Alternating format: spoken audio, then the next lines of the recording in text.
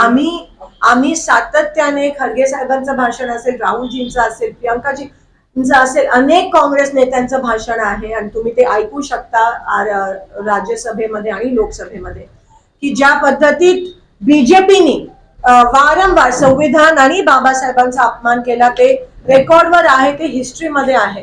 आणि भाजप जसं मी म्हणाली, काही त्यांना मिळालं नाही तर खोटे आरोप, आणि त्यांच्या आरोपाला काही तथ्य नाहीये.